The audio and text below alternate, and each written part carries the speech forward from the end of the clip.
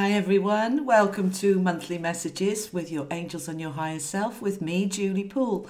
If this is your first time here, welcome. Be sure to subscribe, click that little bell so you don't miss a thing. All the cards that I use are in the description below, and the links to your weeklies and your other monthlies for your moon and rising, all in the description below. All right then, let's dive right in. Hello, my beautiful people. So how are we as we go into September? Well, first of all, before we start, as you can see, I'm in my new home. I finally moved. The summer has been intense here, very, very hot, as I know it has for many, many people. And I hope you have survived this incredible heat wave that we've had across a lot of the world through July and August. So what else have you survived? You have survived 3 eclipses in 4 weeks through July and August. So pat yourself on the back and say, oh my God, I'm so glad that's out of the way. You have survived Mercury retrograde, as have I. The amount of things that have gone wrong through Mercury retrograde have been silly. I'm a Virgo, as you know, and so Mercury is my ruling planet. So in the 3 weeks it went retrograde. This is a typical sort of thing. My new tenancy contract was incorrect and is having to be completely rewritten and redone. My removals dates, which was supposed to be the 8th, was suddenly changed with very short notice to the 5th. What else? I went to buy my car. Found out that they need my tenancy agreement for my car, which was invalid, so the paperwork for the car wasn't done. This is very typical of Mercury retrograde, and what we've got to do is try not to get really wound up and frustrated. We just say, okay, well, if I choose to sign contracts and try and buy electronics during Mercury retrograde, I have to check all the detail, all the fine print, be very, very careful. And if it does go wrong, try not to get too wound up. So we got through that. What else? Mars was retrograde until the end of August. I think 26, Mars goes straight. So as we go into September, we're starting now to get this energy moving with us to a gentle flow into the next phase of the rest of this year, the last 3 months. So thank goodness for that. But before we start, just pat yourself on the back and go, man, that was intense. There were heavy energies, there was emotional energies, there was all sorts coming up from the past. It was really hard work. And I got there and I released, let go, purged, had meltdowns, had tantrums, whatever you did. I'm sure we all did, but we got through it. So well done. Now let's see what September brings for each of the 12 signs. All right, my darlings, let's crack on. Aries, Aries, my beautiful Aries, how are you for September? So let's have a look what we've got for you. And I'm going to start with the cards from the angels for you for September, first of all. And then we're going to move on to see what your higher self, soul source energy, loved ones and guides want to tell you. Oh, we've got a jump up. Oh, I say, guys, you have got infinite potential. Infinite potential. Look at the card now as it comes up on the screen next to you. September is bringing you the opportunity to really lift into your infinite potential. So what does that mean? What does that mean for each and every Aries? What is your potential? Now, infinite, let's have a look at that word, infinite, okay? It means unlimited, it means expansion, it means nothing can hold me back. Now, for that to kick in, we have to believe, we have to know and believe that we can be and do anything. Now, the easiest way to do this is to go back in your little mind and think about you as a child, because children, oh my goodness me, 2, 3, 4-year-old children, they have the self-confidence of God. They think they can be and do anything. They believe they're unlimited. They are fearless. This is who we truly are. And this is what we want to get back to. And this is what September, the main energy for you is coming through, is this infinite potential for you to get back to that amazing self-belief and self-confidence. Because we can, you know, we can create anything if we truly are aligned with it and believe it.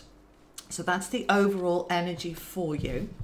Let's have a look what your higher self wants to tell you. So this is for Aries, please, for September. What does Aries need to know for September that's going to help, inspire, and guide? For Aries, please. Information that's going to help, inspire, uplift. Oh, I say, we've got the Fool almost ready to come in. He's upside down. We'll have a look at him in a minute. Let's see what else. Okay, we have got the Eight of Pentacles also upside down at the moment, but don't worry, because it means this energy is wanting to come in.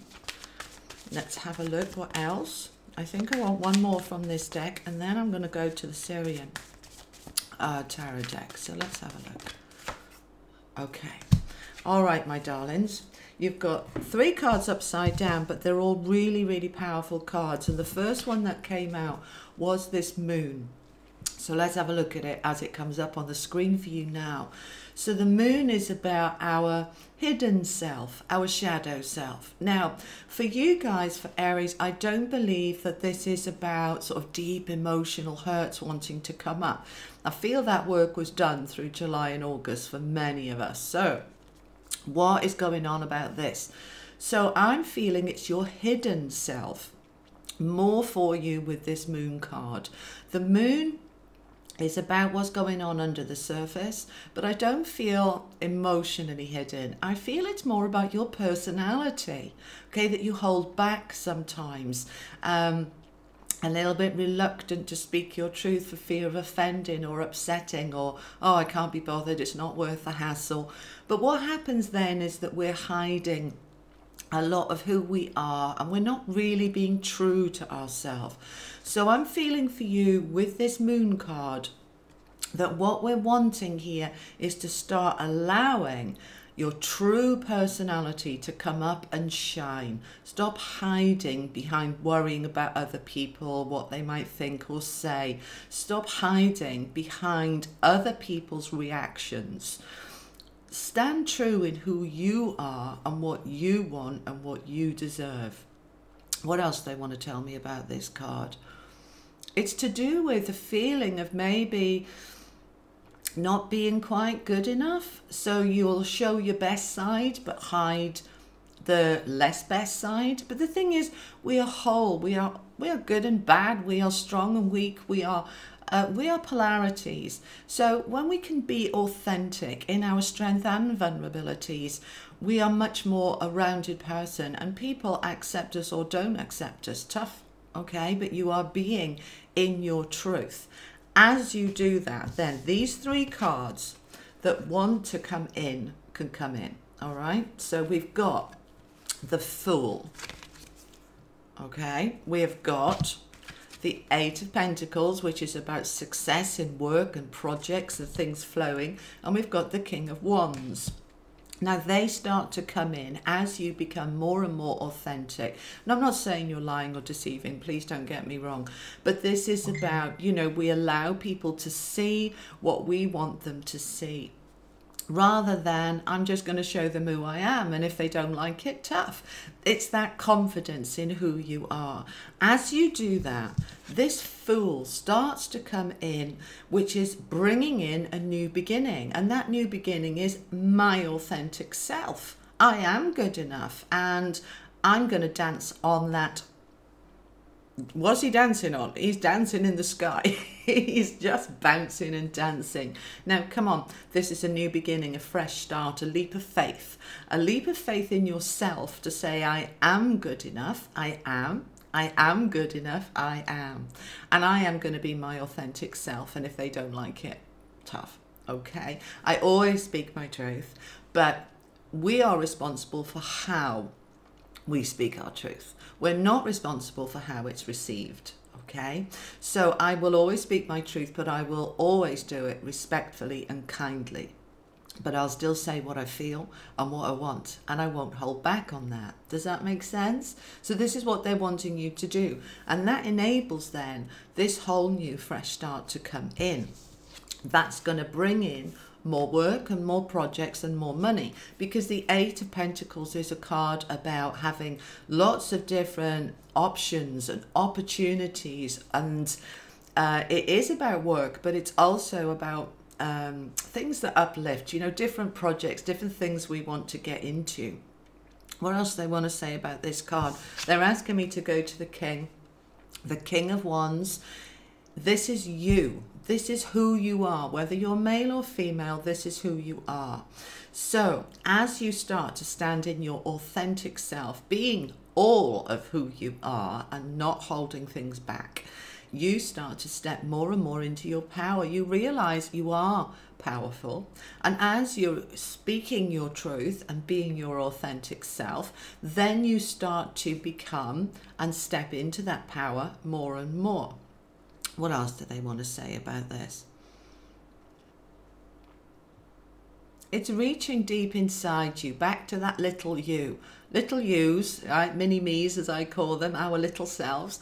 They just say what they want to say, you know, but children have not learned yet tact, diplomacy, a little bit of being careful around how you say something. They'll just say what they want to say, and they can cause offense. And what happens is in childhood then we're told off for that, so we start to shut it down. Now we don't need to do that. We can still speak our truth, but instead of blurting it out, just think about what you want to say and then say it kindly, and then we're good to go. And this is really important. Now let's see what else. We're going to go to the Syrian Starseed. This is new cards for me. I love them. So let's see what Aries wants to know, please, from the higher selves, from the universe. What do you want Aries to know? I want that one at the bottom. Okay. So we have got the Four of Chalices. This is a card about, I'm going to bring it up because I don't have these to bring onto the screen. Okay. The Four of Chalices is a card of saying, I want more. I deserve more. She's looking up at the sky, at the universe, and she's saying, I deserve so much more. I am ready. I am open. I am willing to receive. All right, my darlings, is there anything else we want to tell Aries? Yes, I need to go to another card. Okay. See what else? What else does Aries want to know, please? What else do we want to tell Aries for September? Aries for September. Oh, look. All right, I'm going to bring this up again. Okay. I don't have these cards yet on my computer to be able to bring them up. So the Seven of Orbs. This is a card of you flying. You're flying high. You're flying higher. You're lifting up. You're collecting those. This was in the reading that I did for this week as I'm recording this in August. So the Seven of Orbs, Aries, this is for you. This is saying, look, in September you are lifting, you are flying, you are collecting those, all those that he's picking up and he's putting in his basket. These are the things that you've been desiring and wanting and sending out to the universe and saying, yeah, I want this, I'm ready for this, and you're now collecting it. It's harvest time. It's harvest time. Time to reap the rewards of your hard work, my darlings. You are ready, but we want to be much more in your authentic self. Be real, be who you are, be proud of who you are. Stand tall and proud in your power, my loves. All right, my sweethearts, I will see you in October for more messages from your angels and your higher self. Lots of love. Take care. Bye-bye.